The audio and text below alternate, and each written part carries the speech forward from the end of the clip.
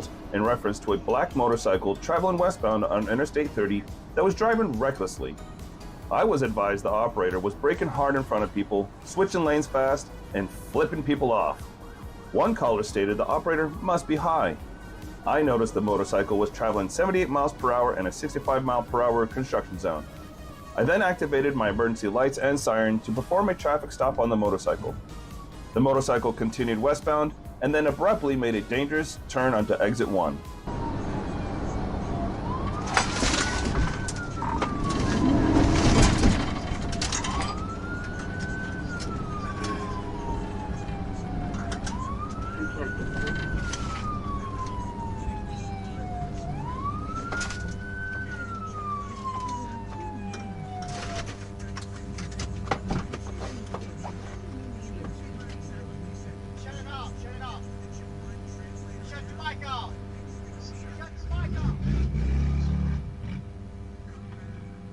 The motorcycle stopped at the Jefferson Avenue stop sign in the middle of the lane. I ordered the operator to turn off the bike. The operator nodded his head and put the bike into first gear.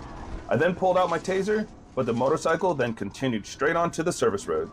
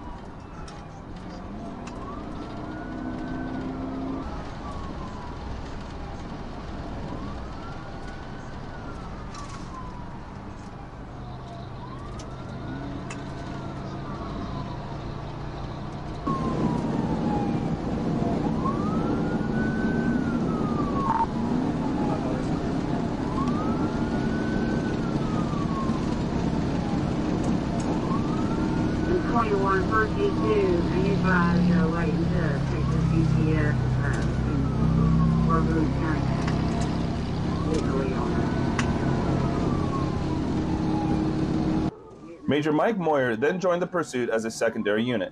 The motorcycle continued west on Interstate 30, making dangerous lane changes while overtaking vehicles on the road. Major Moyer and I attempted a box-in technique, but was unsuccessful. Go ahead and try to get it stopped if you can.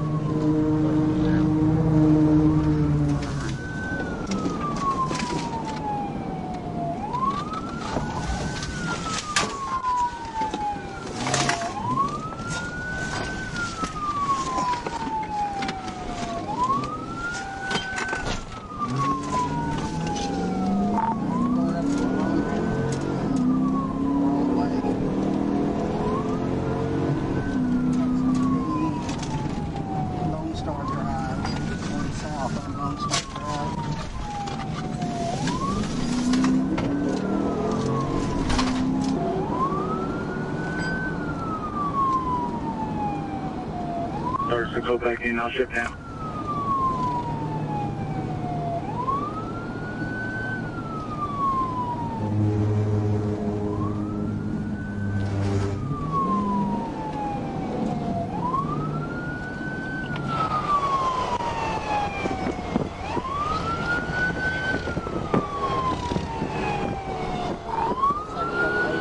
Trying to help me out and get him stopped.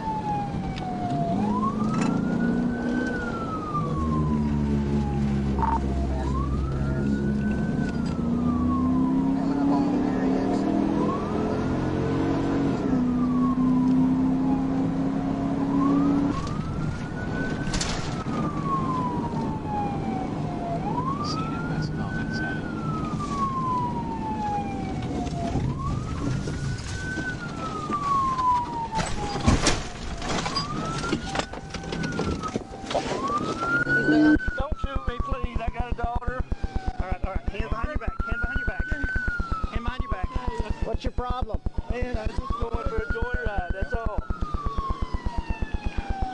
I don't have no drugs. Why didn't you pull over? Y'all scared me. Scared you? Yes, sir. We got multiple complaints on you. Doing what? driving reckless on the interstate. I see you, you're speeding. I didn't notice that you was the Arkansas State Police. I was coming to the 213, honest, and I couldn't find the exit. What about the first time you missed it? What about the other 10 exit you missed? 10 exit. Yeah, you were on the exit. You should have just pulled over to the shoulder. I then used my bumper to contact the motorcycle's rear right saddlebag at 12:19 p.m. This contact caused the rear tire to lose and then regain traction quickly. The operator was handcuffed, and I located a Smith & Wesson pistol in his front waistband. The operator was identified as David Rourke. Rourke stated that he was scared and that he took some drugs in Arkadelphia that were given to him. Rourke was transported to Christus St. Michael's via LifeNet ambulance. This chase begins when a police officer patrolling the area noticed a Grand Cherokee that was speeding. After attempting to stop him, the driver of the Jeep began to increase his speed and behave dangerously. As it turns out later, he was driving to his house the whole time. He was under the influence of drugs.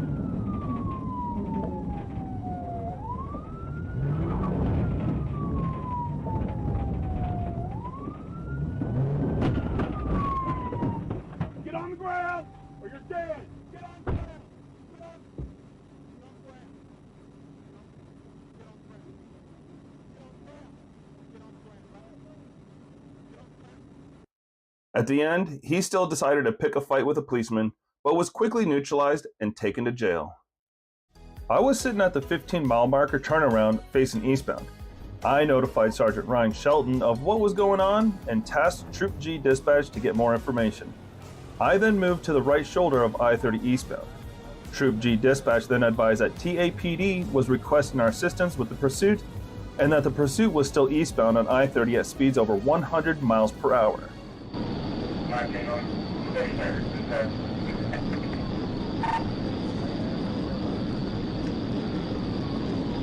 I observed a vehicle with flashers come up behind me and almost hit me from behind. I then initiated my emergency equipment. I notified Troop G dispatch that I was almost hit and that I was in pursuit and my speeds were over 100 miles per hour. I then notified Troop G dispatch that the vehicle didn't have any taillights.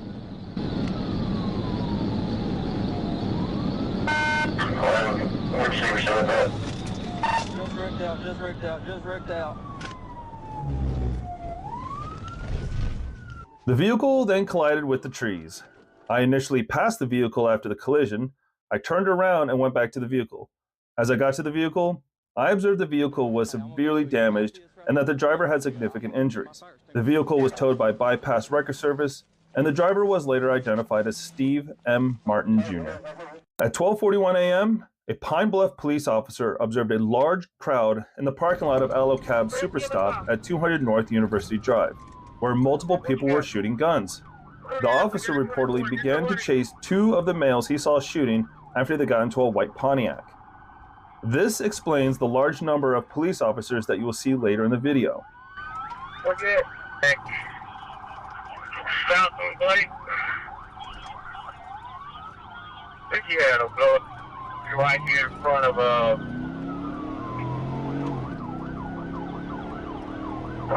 small cabin. This is a bad pizza place. We got a trooper coming up there. Say 9 trooper, go see what you know, say 9. You get on the radio, you get 28 in the cab.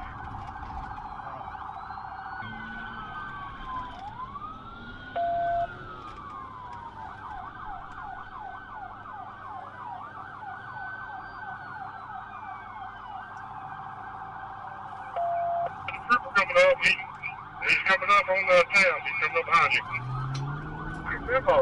I need y'all to stay off the radio. I was trying to call this. We on Kingwood and Fountain here back towards Blake. Speeds are now 60 miles an hour. Down.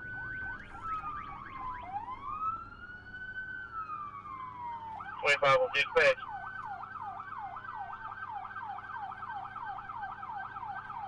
Coming up on Blake now. Be advised, I got a 90 crime scene out here. On call 400 unit out here also. Can you get off of this channel? We're trying to call this damn pursuit. Stay off the channel.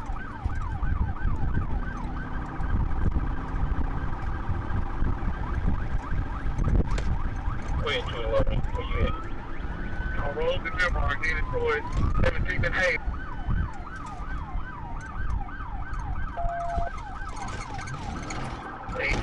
Ain't you're in the late now. Niggas gonna be rolling.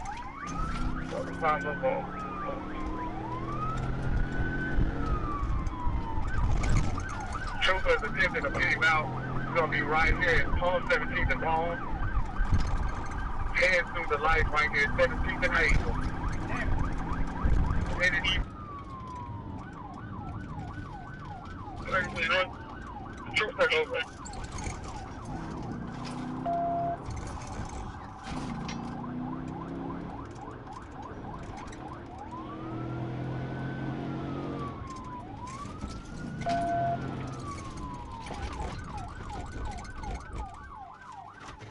The white Pontiac was pursued by multiple law enforcement agencies, but was ultimately stopped and the two males were taken into custody, stated Sergeant Deshaun Bennett, Public Information Officer with the police department. I observed a gold Nissan Maxima with defective brake lights and defective plate light. A registration check showed the insurance information to be unconfirmed. I initiated a traffic stop on I-30 West after the I-530 North entrance.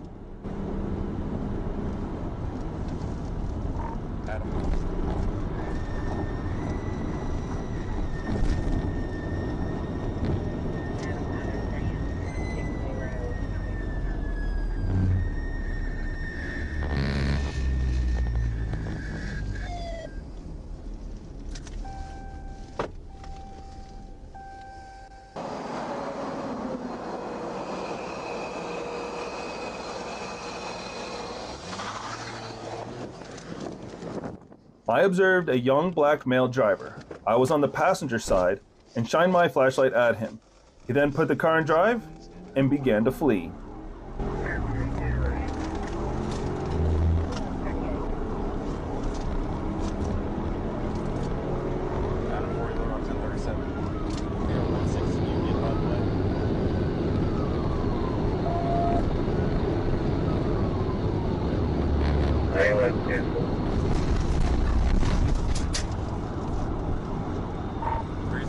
You had a missing brake light, no license plate light. User 80, glowing red light at the 30 front at 65th.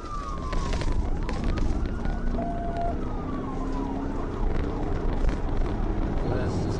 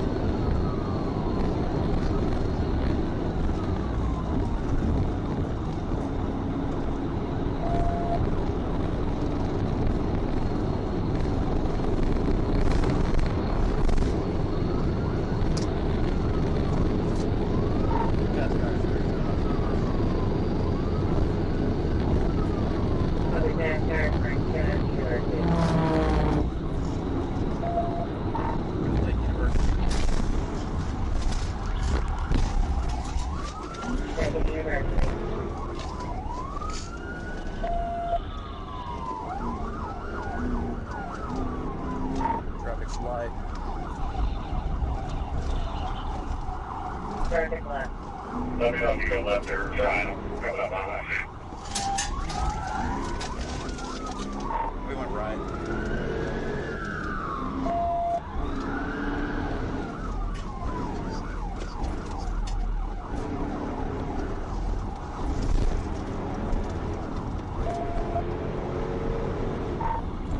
Past the side tag.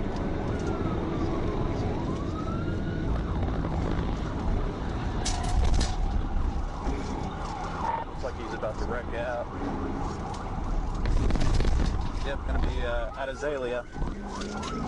Well, nobody's gonna keep going. Route 66.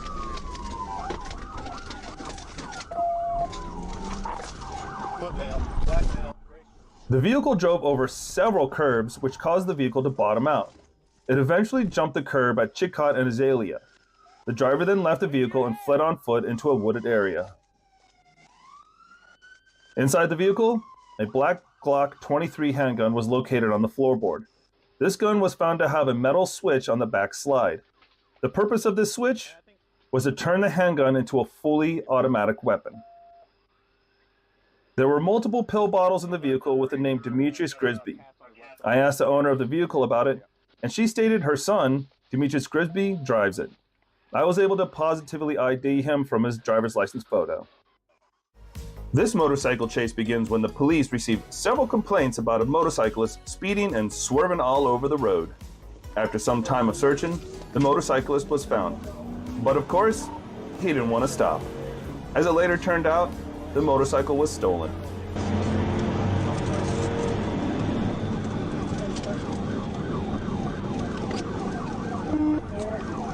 That is direct. That is direct.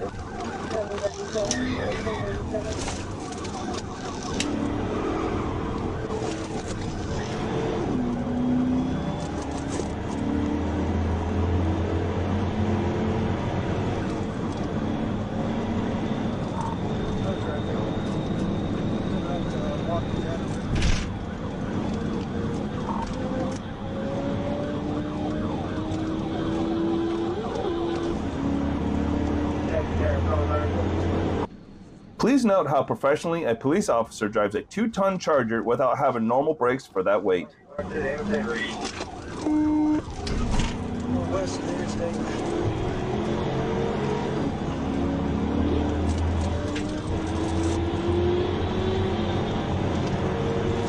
Coming up to Sunset now.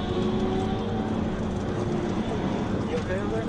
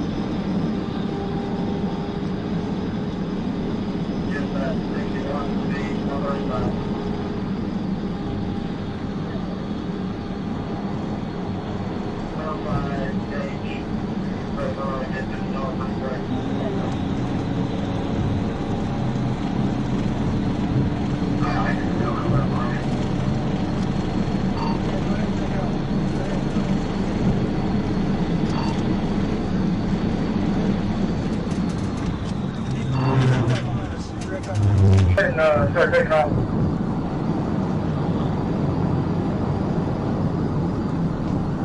Take out behind us. Bring out behind us. Okay, go ahead.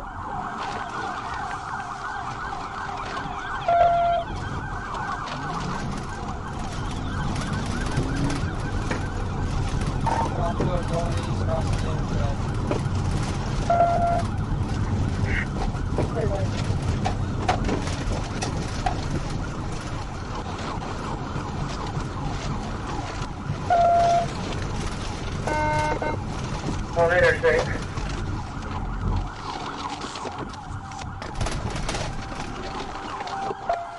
Perfect, dude. Stop, I'm gonna tase you!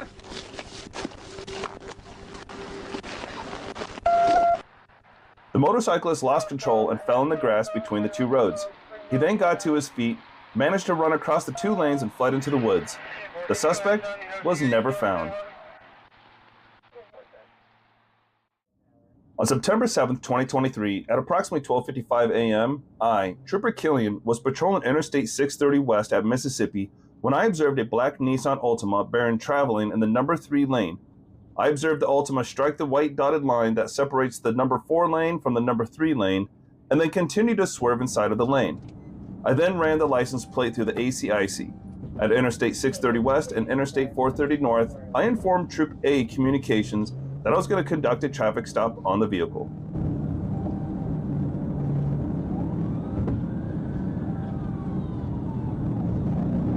Once I initiated my emergency lights, the vehicle began to accelerate, and the passenger began to throw baggies containing a green leafy substance.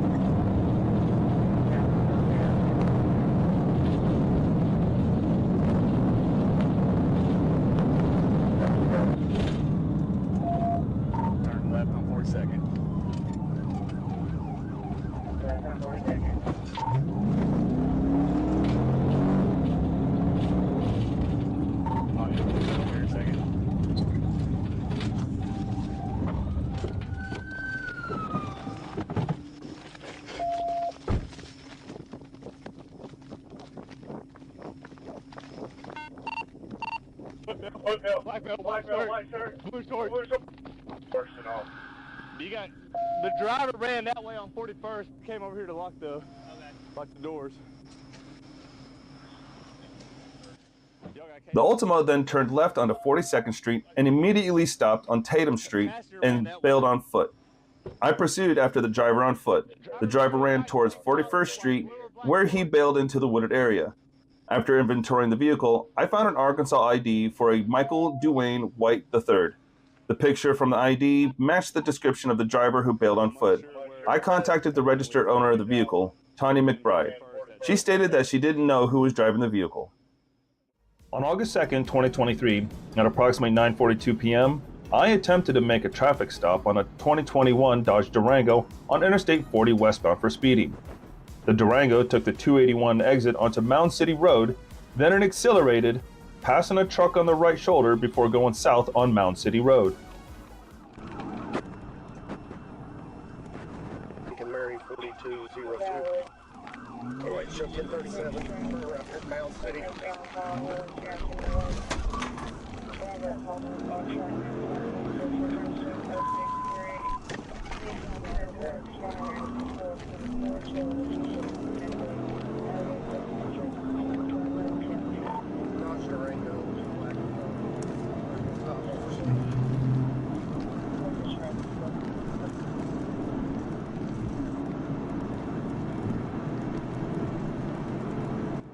A little bit later, it accelerated at speeds over 100 miles per hour.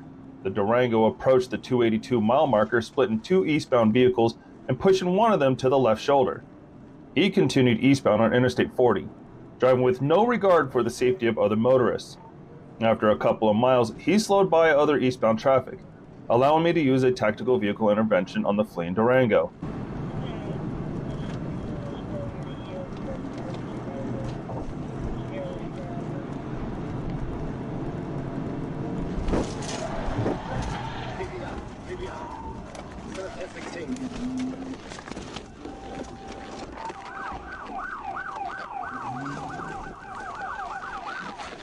Let me see your hand!